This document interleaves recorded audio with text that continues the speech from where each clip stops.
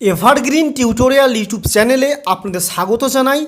আজ এই ভিডিওর মাধ্যমে আমি আপনাদের সঙ্গে pgbg3 অর্থাৎ পিজি বাংলার তৃতীয় পত্রের কিছু গুরুত্বপূর্ণ সাজেশন আপনাদের সঙ্গে শেয়ার করব। এই প্রশ্নগুলো আপনাদের ফাইনাল পরীক্ষার জন্য খুবই গুরুত্বপূর্ণ। এখান থেকে আপনাদের ফাইনাল পরীক্ষায় প্রশ্নগুলো আসবে। এভারগ্রিন টিউটোরিয়াল স্টাডি সেন্টার, এখান থেকে আপনারা সঠিক মূল্যে উন্নত মানের প্রিন্টেড নোটস এবং সাজেশন পেয়ে যাবেন। চলুন তাহলে শুরু করছি আজকের ভিডিও। আমি এই ভিডিওর মাধ্যমে আপনাদের 18 নম্বর এবং 12 নম্বরের প্রশ্নের সাজেশন দেব। প্রথম প্রশ্ন আছে, মোহিতলাল মজুমদারের কালা পাহাড় অবলম্বন করে কবির জীবন চেতনা ও কাব্য চেতনার পরিচয় দাও। এই প্রশ্নগুলো কিছু ঘুরিয়েও আসতে পারে, ঠিক আছে। দ্বিতীয় প্রশ্ন আছে, কেতকা দাস ক্ষেমানন্দের মনসামঙ্গল কাব্য মূল্যে আলোচনা করুন। অর্থাৎ মনসামঙ্গল কাব্যের মূল্যটা কতটা, সেটা কেতকা দাস ক্ষেমানন্দের মনসামঙ্গল কাব্য অবলম্বনে আপনাকে মূল্যটা নির্ধারণ করতে হবে এবং সেটা নিজের ভাষায় লিখতে হবে। 3 নম্বর প্রশ্ন, বসুন্ধরা কবিতায় চিত্রকল্পগুলো প্রসঙ্গে রবীন্দ্রনাথের প্রকৃতি প্রীতির পরিচয় দাও। এখানে আরেকটা কথা বলে রাখি, কোনো কোনো প্রশ্ন 18 নম্বরের আছে এবং কোনো কোনো প্রশ্ন 12 নম্বরের আছে।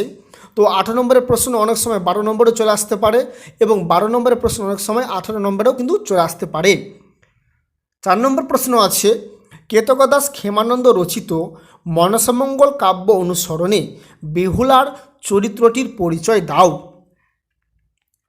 5 নম্বর প্রশ্ন আছে, কালিদাসের কালের অপূর্ব স্মৃতি স্বপ্ন কবিতায় কিভাবে প্রকাশিত হয়েছে, বিভিন্ন অনুষঙ্গ আলোচনা করে তার পরিচয় দিন।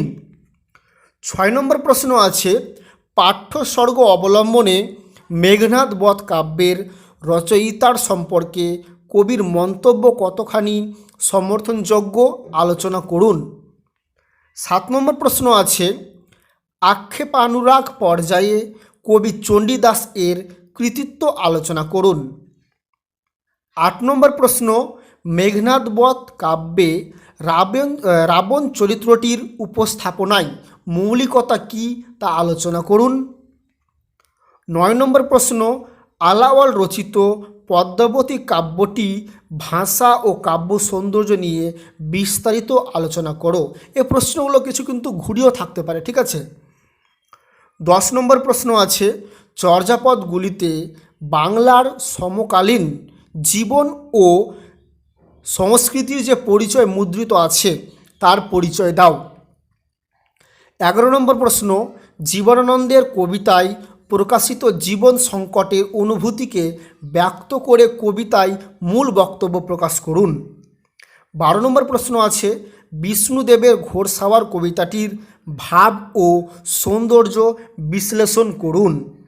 13 নম্বর প্রশ্ন আছে, কা আ তরুবন পঞ্চবী ডাল শীর্ষক পদটিতে সহজ সাধনার যে ইঙ্গিত পাওয়া যায় তা ব্যাখ্যা করো। এই পদের পদকর্তা রচনারীতির বৈশিষ্ট্য আলোচনা করুন। এই ছিল আজকে আপনাদের 13টি প্রশ্ন, 18 নম্বর এবং 12 নম্বরের। এই প্রশ্নগুলোর মধ্যে থেকে কিন্তু আপনাদের অনেকগুলো প্রশ্ন আপনারা কমন পেয়ে যাবেন। এই প্রশ্নের উত্তরগুলো আপনারা যদি নিতে চান, আমরা স্পিড পোস্টের মাধ্যমে আপনার অ্যাড্রেসে হোম ডেলিভারি করে দেব, ঠিক আছে। সম্পূর্ণ প্রিন্টেড নোটস আপনারা যোগাযোগ করুন এই নম্বরে 8768868438। এভারগ্রিন টিউটোরিয়াল স্টাডি সেন্টার, আমাদের সেন্টার থেকে নোটস নিলে অ্যাসাইনমেন্ট বিনামূল্যে দেওয়া হবে, ঠিক আছে।